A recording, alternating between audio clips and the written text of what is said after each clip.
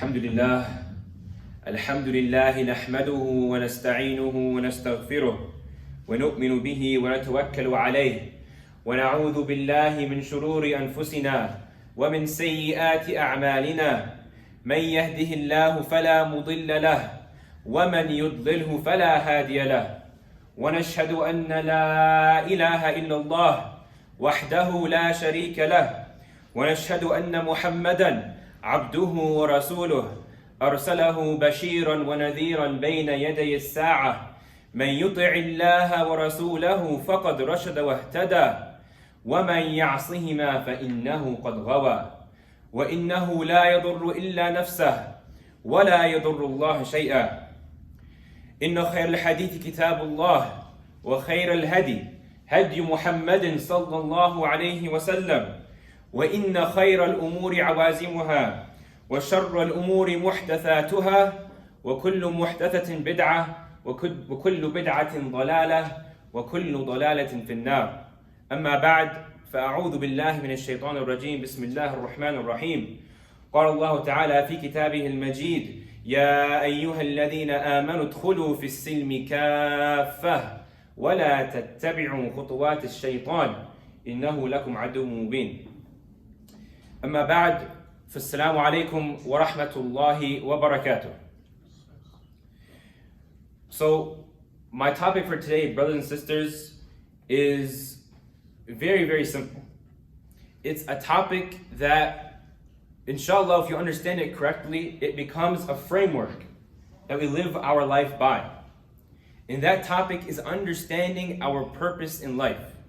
If we were to put one phrase that this summarizes the reason why I'm here, not the reason why I'm here at Jumu'ah, not the reason why I'm here at UIC, not the reason why I go and do my certain hobbies or whatever it is, but actually the reason why I'm here on this earth in the first place. And inshallah we'll see throughout the khutbah how to create the same phrase, the same purpose of life to be the same reason, the same exact reason, not just why I'm here to pray Jumu'ah, but also the same reason why I'm here studying at UIC. It's the same reason why I have different hobbies, the same reason why I take care of my family. And this purpose of life is, if we were to summarize it in one frame, one phrase, one framework to put down, it's that I want to get into Jannah. If I were to take a poll right now, imagine, if I asked, who here does not want to go to Jannah? No one would raise their hands, right? And the reason why is because at the end of the day, as Muslims, we understand that this is the ultimate goal of my life. That this is where I want to be when I end my life. When I'm in that grave, I want to be able to answer the questions and I want to be able to enter Jannah without even seeing Jahannam. Now, but at the same time, we have to ask ourselves a hard but a very necessary question. Do I spend every single second of my life, do I spend it trying to get to Jannah? Do I spend it bringing myself closer to this goal? In the same way, when you have an exam and you're crunching, right? You barely have any time and you're studying, and during that time, even if you're hungry, you're not going to eat. Even if your friends are hanging out and they're trying to go out, you're not going out. You're going to sit there and you're going to study, because every second matters, right? It's the same way that we have to look at this life, that every second matters. And not just every second matters, and we're on a quote-unquote crunch time, but you have no time. We have to move, and we have to live in this dunya, understanding that you genuinely have no time left. No one can sit here and guarantee that they will be alive in the next second, or in the next minute, or the next 5 minutes. No one can guarantee that I'll finish this khutbah. No one can guarantee that you'll finish listening to this khutbah. So if we take that into account and put that into perspective, we have to spend every second of our time not just crunching, but focusing completely on trying to get into Jannah. Now, sometimes, commonly, people have like a misconception. Because this is a concept that I'm sure we've all heard of, we've all understood. We've all heard many khutbahs, many durus, etc. on this, right? That I should spend all of my time trying to get into Jannah. I should spend, everything I should do should revolve around Islam, and it should revolve around trying to please Allah subhanahu wa ta'ala. But the question is, and it's a practical question that's very important, is what's the reason why we're all here as students? It's to get a degree, right? Because you want a job. Now, the beauty of Islam is that even while we're being students, even while you're studying to get this degree, that this can become a means that will bring you closer to Jannah. And this is essentially, this concept applied is essentially the topic of my khutbah today. And the way to do this is to have our intention before going into school, or use any other example for everything you do in your life. Imagine in your head, everything you do, what you plan on doing for the rest of the day. How can you make your intention before you go and do that to please Allah subhanahu wa ta'ala? And specifically for the example of coming to school, if I make my intention clear that I'm here because I want to pursue my provision, I want to pursue rizq, but not just make the intention that I want to pursue rizq, but to have in the back of my mind that Allah subhanahu wa ta'ala ultimately is the only person who controls rizq. And without Allah subhanahu wa ta'ala's permission, I will not have a single penny. I can't pass a single exam. I can't finish a single homework assignment. I can't even as simple as get to class and listen and even be there for the lectures without tawfiq from Allah subhanahu wa ta'ala. If Allah subhanahu wa ta'ala does not will for it to happen, there is absolutely no way, halal or haram. Halal or haram. You can do all the haram possible. You can take riba, you can cheat, you can steal, you can do anything. You will never get a penny more than what was written down for you. And this is a concept that we have to keep firm in our minds. And this is how we create that environment or that feeling of ibadah when I'm here at school, or that feeling of ibadah when I'm doing other tasks that are quote unquote mundane, tasks that are quote unquote not religious or something that's not to do with Islam. You can make it to do with Islam and you can get reward for it and you can increase in iman, inshallah. There's a hadith of Rasulullah sallallahu alayhi wa sallam where he says, لو توكلتم على الله حق توكله لرزقكم كما يرزق الطير تغدو خماصا وتروح بطانا.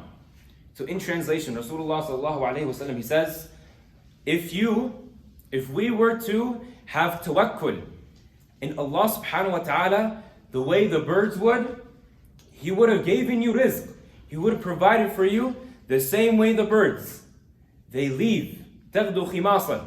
They leave in their empty stomachs. They're hungry and they don't know where they're going to get their food from. وتروح بطانا. And it returns to its nest. It returns with a full stomach. And notice that the key phrases in this hadith, it didn't say that it will leave and it'll come back half full. It'll come back maybe eaten, maybe not that day. It'll say it'll return full. So what Allah subhanahu wa ta'ala is trying to tell us through the tongue of Rasulullah sallallahu alayhi wa sallam is that we have to have tawakkul in Allah subhanahu wa ta'ala even in this basic task of seeking rizq, even in this basic task of going to school. We have to remember Allah subhanahu wa ta'ala, and only through the remembrance of Allah subhanahu wa ta'ala can I truly succeed and can I truly get the good grades that I want. And on another point, we have to also understand that part of this mindset is that when I understand that something is fard, then I'm going to rush to it. When I understand that salah, I have to pray 5 times, I'm going to rush to it. Whether I have a class, whether I have a lecture, whether I have an exam. You can imagine an exam. If I have it during a time where it's going to conflict with my salah, I have to prioritize my salah. I have to. Because again, if I go back to the same question I asked in the beginning, who does not want to go to Jannah? No one does not want to go to Jannah. No one. Would anyone sacrifice Jannah for their degree? Would anyone sacrifice Jannah for their job? No one would. So we have to keep that in mind and keep that perspective that even if I want to succeed in this degree, I have to turn back to Allah subhanahu wa ta'ala. I have to prioritize what Allah subhanahu wa ta'ala has prioritized in our lives. Now, from there comes an important reminder, which is also in a hadith of Rasulullah sallallahu alaihi wasallam, where he says, "Akthiru dhikra hadhihi al-ladhat." So Rasulullah sallallahu alaihi wasallam is telling us to remember a lot, the destroyer of pleasures. And the destroyer of pleasures here is meaning death. And the reason why I mentioned this is a friend of mine, before I gave this khutbah, I was thinking of a topic. I was trying to think of a topic to talk about. And he came and told me, he reminded me actually of a friend he had who passed away recently. You guys probably might have known him or seen him. He was going to be an incoming freshman at UIC. His name was Mohammad Nusairat. And also his younger cousin also passed away. Rahmatullahi alayhi. For these young brothers, these are very young brothers, freshmen, incoming freshmen. How many of us here are incoming freshmen, right? That could have been you. So for these brothers, may Allah subhanahu wa ta'ala have mercy on them and forgive their sins and enter them into Jannah. Their ajal had come. Ajal means lifespan. Their acquainted time, their exact time with Allah subhanahu wa ta'ala had come. And this is something that we have to take heed of and remember. That no matter what, it doesn't matter if I have a 4-year goal, or if I have a goal I want to do graduate studies, and I have a goal I want to get to this certain position, and I want to finish this, I want to finish that. At the end of the day, you don't know whether you're even going to make it to school in the first place. We have an example right in front of us of someone who, just like many of us over here, was an incoming freshman at UIC, planning to pursue, he had plans of what he's going to do, his major, etc., his job in the future. Yet that can all end in an instant. So we have to prioritize and remember, my purpose in life completely revolves around Islam. Completely. And everything I do has to be seeking the pleasure of Allah subhanahu wa ta'ala. And to end off with this, the biggest reminder of death that we can mention is our brothers and sisters in Gaza. Of course, the example I gave before is a brother who is close to us in our community. He's someone who's even who was going to come to our own school. Rahmatullahi alayhi. But our brothers and sisters in Gaza, every single day, they're being killed in a different way. In a way that's even more horrific. In a way that you can't even stand it anymore. To the point that you open up your phone or you look at the news and you're astonished by the level of barbarism, by the level of pure insanity and inhumane killings. This is again a reminder that we're not here in an isolated community. We're here at UIC for the first week. We're not here just as a Muslim community at UIC. We're part of a broader ummah. And that ummah, we get reminded when we open the news, but it has to stay in our mind. The same way these reminders of the brother who passed away, Mohammad Nusairat, it has to stay in our mind. In these passings, in these deaths, they need to remind us that our time is coming. And if we don't take heed, then we might have an ending to our life that is displeasing to Allah subhanahu wa ta'ala. Can someone imagine to yourself you die and you pass away doing whatever sins you do, because all of us are sinful, 100%. There's not a single person. It doesn't matter if it's me, it doesn't matter if it's anyone. You could see as he's always wearing a thobe, and he's this, he's pious, he's a hafiz, he's this, he's that. No one is not sinful. Everyone commits sins. Everyone is a sinner. But according to hadith, who's the best of sinners? Who's the best of all of us? At-tawwabin. The ones who return back to Allah subhanahu wa ta'ala. The ones who make tawbah. So let this be a reminder that you need to return to Allah subhanahu wa ta'ala. Remind yourself that returning to Allah subhanahu wa ta'ala is not just me sitting back and thinking for half an hour or for an hour or on the train ride back home and it just affects me for one day. I get a spiritual high for a day. It has to be a concept that affects my behavior and translates into genuine change. I need to genuinely change the outlook and personality I have in my life by centering my life around Islam.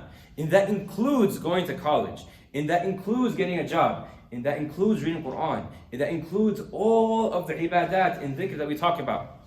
They're all synonymous. You're here to please Allah subhanahu wa ta'ala.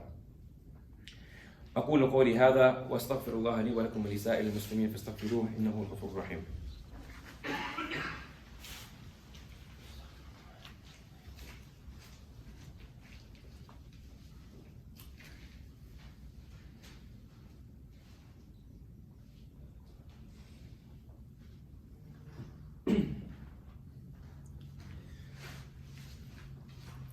Bismillah ar-Rahman ar-Rahim. I want to list just a couple steps or a couple reminders that we can take that we can inshallah do to bring ourselves inshallah closer to Allah subhanahu wa ta'ala.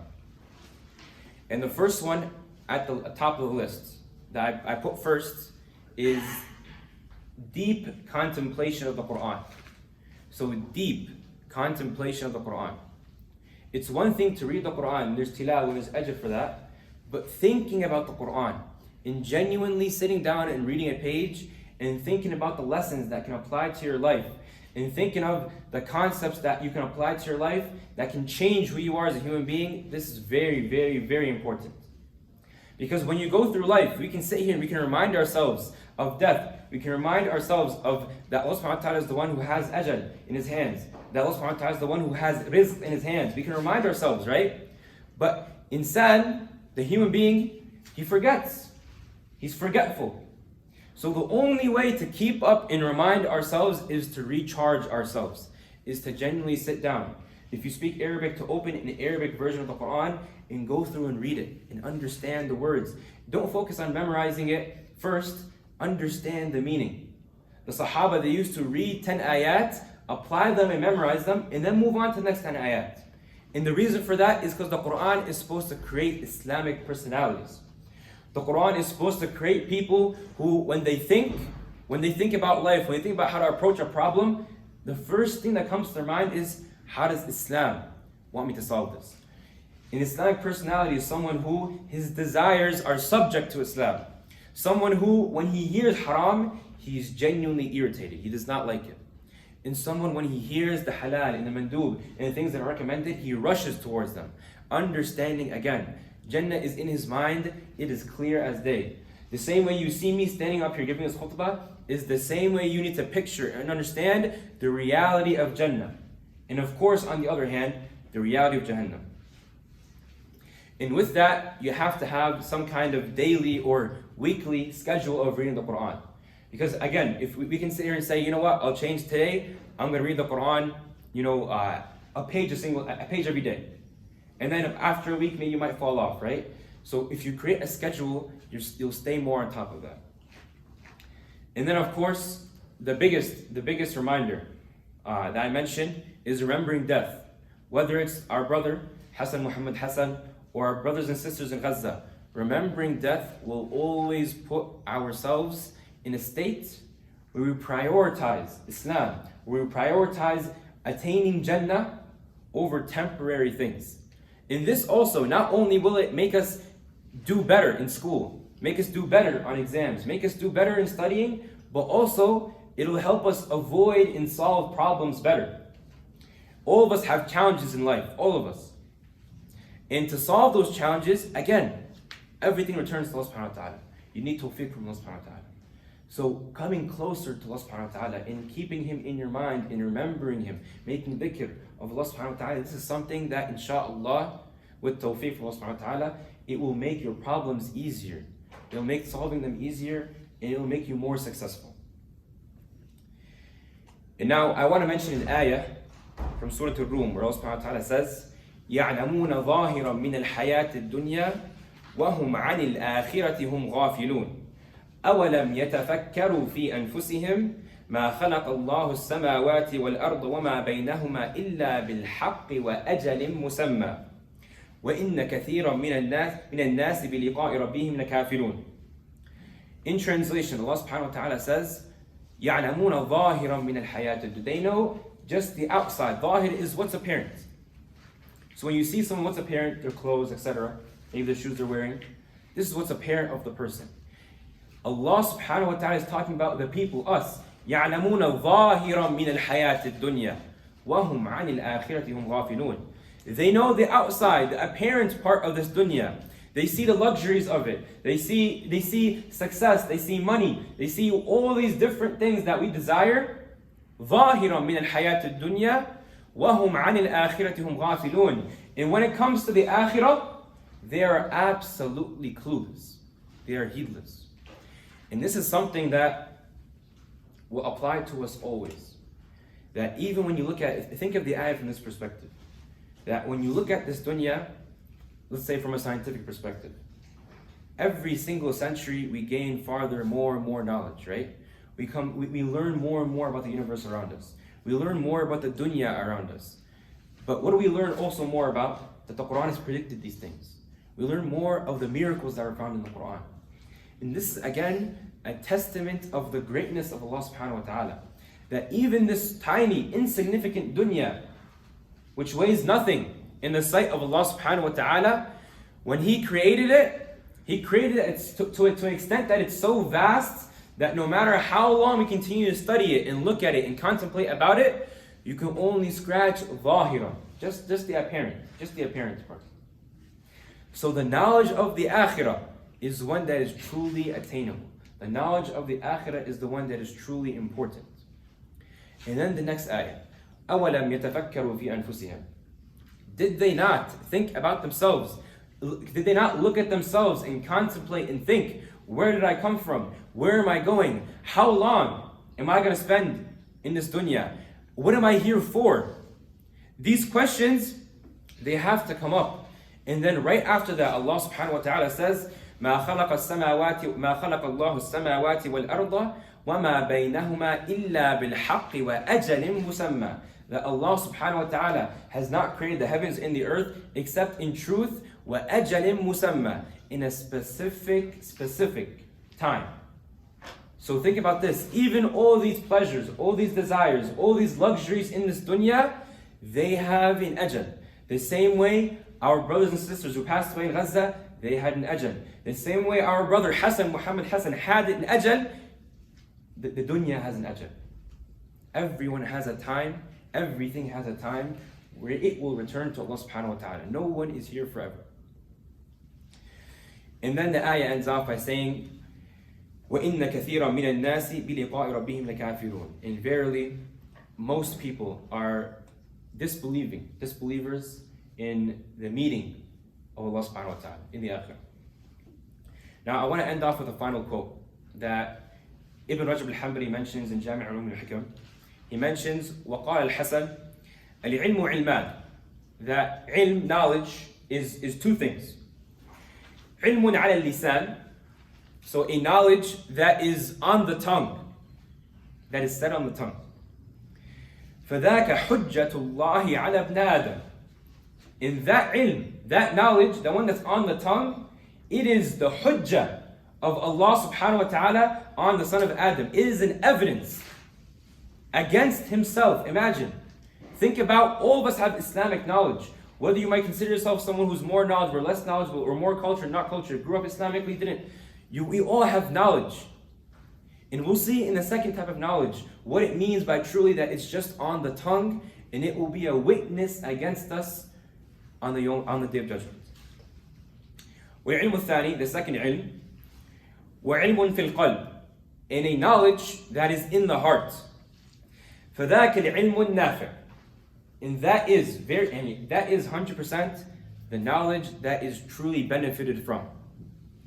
So the takeaway from this hadith, from this khutbah, brothers and sisters, is that when we look at these reminders that we get every week or every single day, whatever, these Islamic reminders, we can't just remember that, I remember the Khatibi talked about 1, 2, 3. We can mention it on our tongue. But the question is, did I internalize it?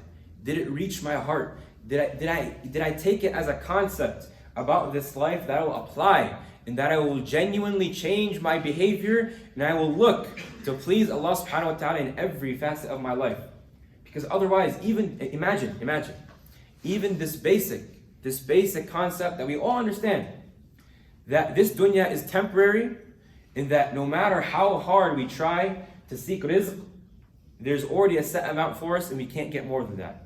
This basic concept can come as a hujjah against us on the day of judgment.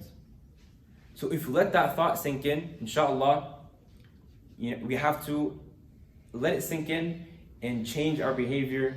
Inshallah, look to answer the first question I asked when I started this khutbah, that genuinely, if we want to attain Jannah, if we want to get to Jannah, we have to spend every second of our lives pleasing Allah subhanahu wa ta'ala with Jannah in mind. Alhamdulillah Rabbil Alameen, wassalatu wassalamu ala rasulihil ameen, amma ba'd, فيا معشر المسلمين أعوذ بالله من الشيطان الرجيم. بسم الله الرحمن الرحيم. قال الله تعالى في كتابه المجيد: إن الله وملائكته يصلون على النبي يا أيها الذين آمنوا صلوا عليه وسلموا تسليما. اللهم صل على سيدنا ومولانا محمد بعدد من قعد وقام. اللهم صل على سيدنا ومولانا محمد بعدد من صلى وصام. اللهم صل على جميع الأنبياء والمرسلين وعلى سائر الصحابة والتابعين ومن اتبعهم بإحسان إلى يوم الدين. اللهم أيد الإسلام والمسلمين. اللهم انصر من نصر دين محمد صلى الله عليه وسلم واجعلنا منهم، واخذل من خذل دين محمد صلى الله عليه وسلم ولا تجعلنا منهم. اللهم أرنا الحق حقا وارزقنا اتباعه، وأرنا الباطل باطلا وارزقنا اجتنابه. اللهم ثبتنا على الإسلام. اللهم نور قلوبنا بنور الإيمان. اللهم اغفر للمؤمنين والمؤمنات الأحياء منهم والأموات. اللهم إنا نسألك الجنة. اللهم إنا نسألك الجنة.